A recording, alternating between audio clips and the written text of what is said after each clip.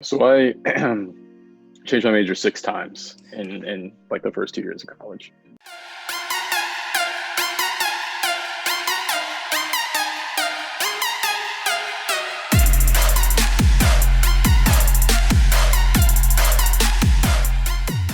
Welcome to the NSSR. My name is MÍtalks, and this is where we encourage you to run your own race to medical school one day at a time. I'm not one for super long intros, so without further ado, we have Derrick with us today, and he will be telling us his story. Go ahead, Derrick, introduce yourself.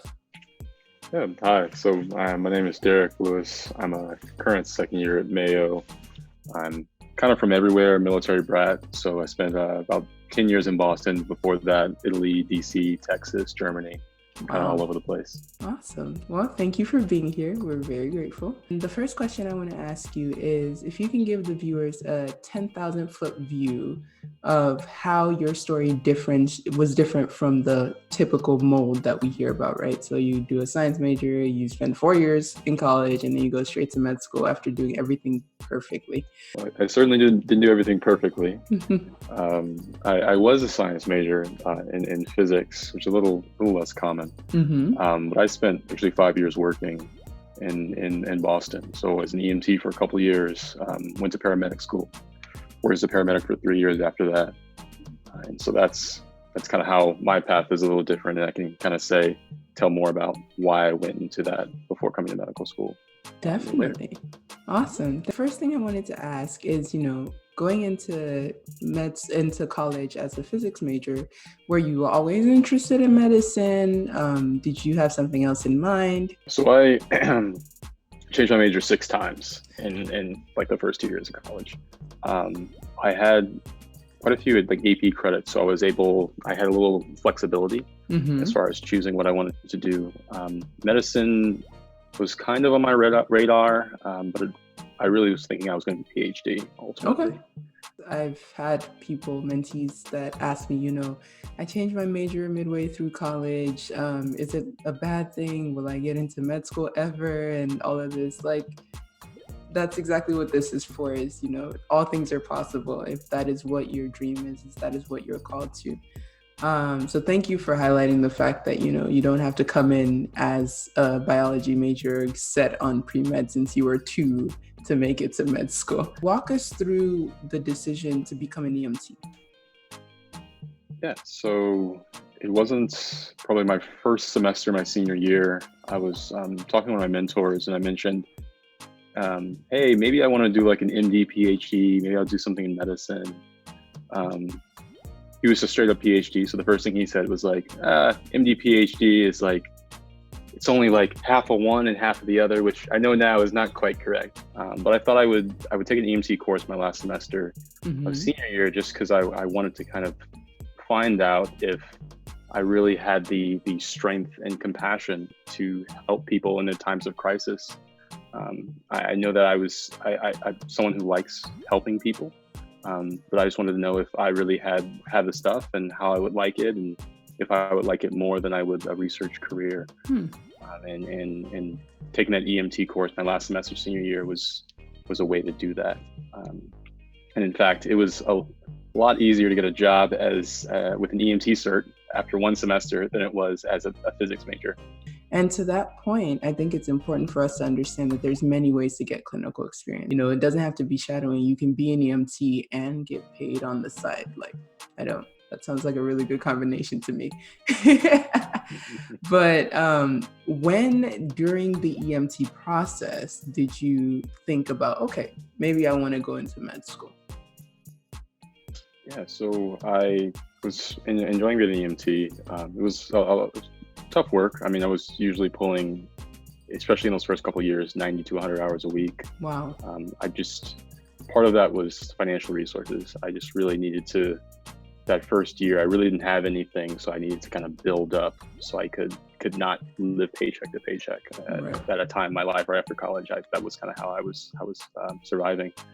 But then I decided that I really was interested in medicine, and I wanted a little more responsibility.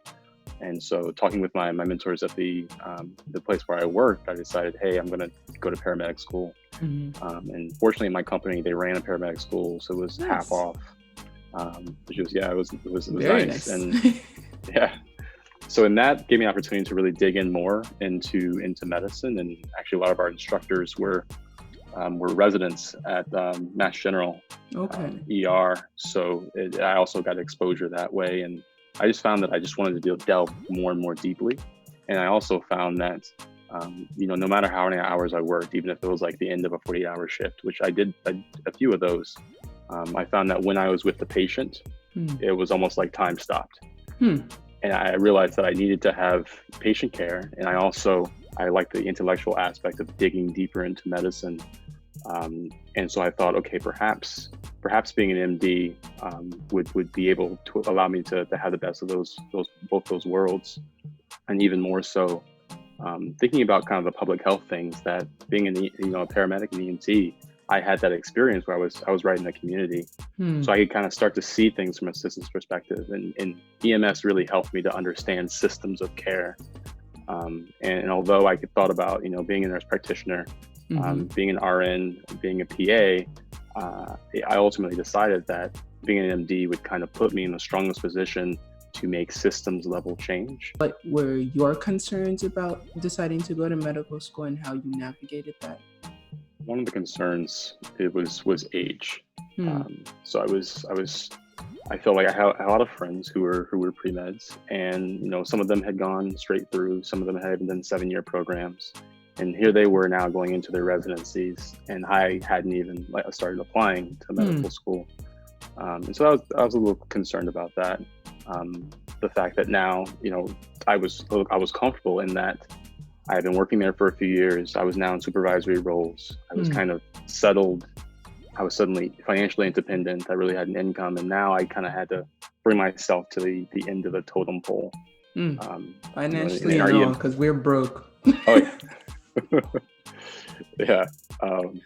So those are part of my hesitations. Also, just kind of proving to myself that I had what it takes, because I knew it would be a long path, a long road.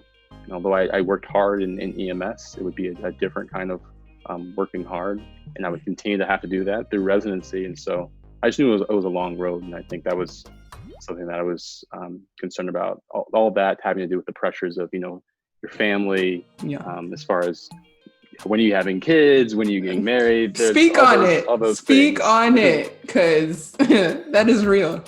So how did you navigate that? Because I mean, obviously that is something that many people are concerned about, especially people that are switching careers, people that are switching kind of life trajectories. So what ultimately motivated you to overcome that and continue your journey? Well, for me, I thought that to do the best possible good, or to do, basically, I think for me initially, I was thinking about things that were happening in pre-hospital medicine. And I thought there are ways that we can change this. There are things that I know paramedics can do in our system that we aren't doing, and there are gaps in our system that I think pre-hospital medicine can help to solve. And how can I get to the level where I can make that happen? And so I just kind of went for it, understanding that as an EMT, as a paramedic, I knew I was going to be helping people. I knew I was already involved in medicine, and this would just be icing on the top. So I thought, why not try, see what happens? Because I was already a healer. I knew that was a part of me. And I figured I'd go on just so I could have a greater influence in my community, and communities at large. Thank you. I think a lot of people need this kind of encouragement, especially at this kind of crux in the road where they don't know whether to continue to medicine or keep doing what they know. How did your experience before coming to medical school change your perspective while you're in medical school? Definitely. I can't imagine myself now looking back, going straight through to medical school. I think I'd be a very different person. And I think part of it was going from undergrad. There's a very certain kind of person that you tend to encounter a lot in undergrad, and then moving into sort of a really was working class sort of job, I encountered a lot of people, incredibly smart people, some of the smartest people I know, who had never gone to college, who had done high school, but they were the best paramedics that I'd ever met, and they were incredible leaders in the system. And so I came to have a different relationship with education, and a different relationship with how, and the perspective on how to deal with people and how to value people and team members. I was working with firefighters, I was working with police officers, and I came to get just a different understanding of people that maybe don't come from a highly educated background, which is, being in medical school, that's all you're surrounded by. Exactly. In undergrad, usually that's all you're surrounded by. And it's really helpful to kind of, for me, to really get down to the practicalities of things. And if not for EMS, I don't think I'd be as practical as I am. I did a lot of theoretical physics, so it was the furthest away from practical. And so it was really a place for me to bring myself down and think about why things are happening. That makes sense. I still think in terms of systems, thinking, I don't try to attribute anything that goes wrong to any one person or their personal failing. And that was something that definitely came out of EMS, because that was our culture. Our culture was look, this system, there's a lot of things that are happening because of this. Maybe this is too confusing. Maybe this isn't designed the right way. Maybe there's something that's wrong there's a defect that's causing this problem to currently happen. And that's how I think of in terms of medical education. I think of time whenever, we're only now getting to the clinics in second year. And I think it's made me a better medical student. I hope it will make me a better physician. It's exactly the kind of work that I wanted to do, was think of systems and recognize that everyone's trying to do their best. The patient is trying to get as healthy as they can. They want to have a high quality of life. Physicians and nurses and NPs are all trying to do the best job they can. And I'm constantly thinking of how I can remove obstacles to making that happen, and try to understand we're all coming from a place where we're trying to do our best. Yes. Maybe I would have eventually gotten there. I think we all eventually get there, but I got there a little faster just because my experience before medical school. I just want to encourage people to reflect on the experiences you've had and what they've taught you, because something out of your experiences is going to shape who you are, how you approach people, how you approach situations. And that's what's needed to be a better physician. That's what's needed to be a better person. If you don't have experiences, you never learn. So thank you for talking about that. I am so grateful, because that's something that I think people don't hear often enough. Say someone is at the beginning of your story. They are a physics major or a hardcore chemistry major, or even an English major, something that's not the traditional. What advice would you give to that kind of person right now that's thinking maybe medicine? So the best advice I can give is really to, and you kind of talked about this, kind of reflecting on your experiences and what you want and who you are. There's so many different ways that you can help people, and in fact you'll find that there are many careers that are helping people. Essentially every career helps people, and so as far as deciding on medicine, you really have to get exposure to it. You have to find out what particular about that is something that you really want to see, that you really want as part of your life and your career. I will say the one difference between helping people in other careers versus physicians specifically is that for a lot of people, it's part of their core identity. If they don't, you can do a 9 to 5 in certain practices, but even after 5, you are still a physician. Someone on the airplane says, "Can anyone help?" You are called to duty. And so it's really a core sort of feeling. You don't need science. You don't need to be a science major to do that. You can come from any background, because ultimately, in the way that I've experienced it, medicine is about interacting with people and about this sacred relationship between you and another person. And so you can come at that from any different direction. And really, I would encourage you to kind of just reflect on who you are and what you want, and try out as many things as possible, and understand that even if you don't do as well as you want to do academically, you can get there. And I got here, and I wasn't always, it was up and down for me throughout college, definitely. So yeah, you can get there. And even if it takes a little longer, it's not like you're behind, because you're still Exactly. experiencing the life, and your patients, the life experiences that you have are going to help you Mm, help your patients. exactly. Thank you. And what about someone that, say, has finished college, is in a career right now, and is thinking about switching over? What is your advice to them? I would say that it's sometimes going to depend on your you can't make this decision by yourself. Sometimes it's going to depend on talking with your family and friends, and sometimes we have expectations on us, obligations that are Mm, going to affect that decision. Um, so have a frank conversation with your family and your friends, your loved ones, about that, and reach out reach out to people who've made the career switch. Try to find mentors that have made that switch, and you'll mm, find that actually there are many physicians, much more than I thought possible, who were out of school 5, 15, even 20 years, and mm, ultimately made that switch.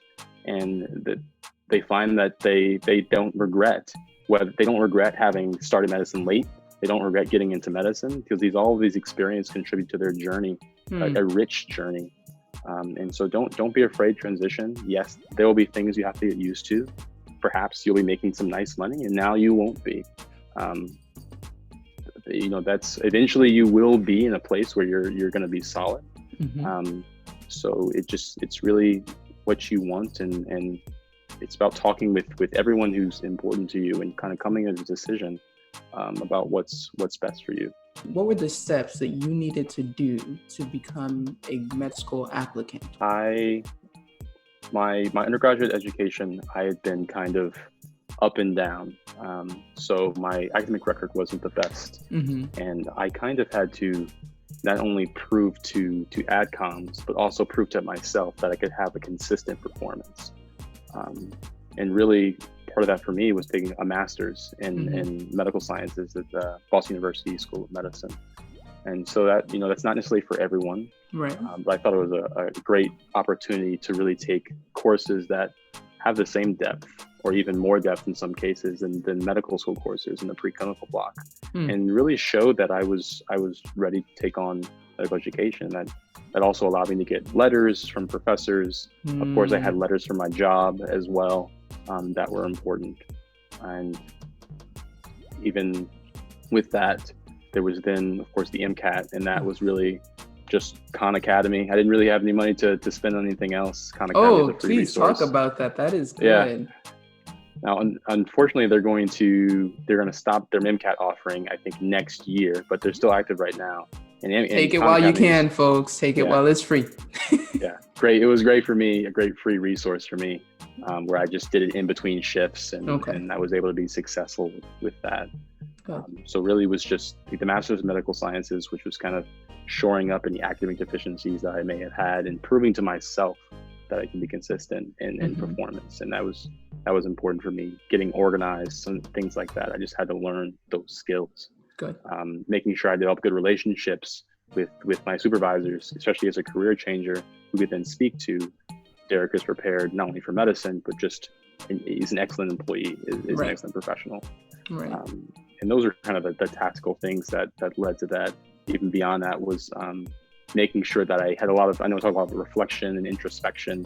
And I think once you know who you are, you can be your authentic self, and you can Right. convey your authentic self to AdCom members when it comes to interviews and secondaries. And really, you can tell, or at least I think people could tell.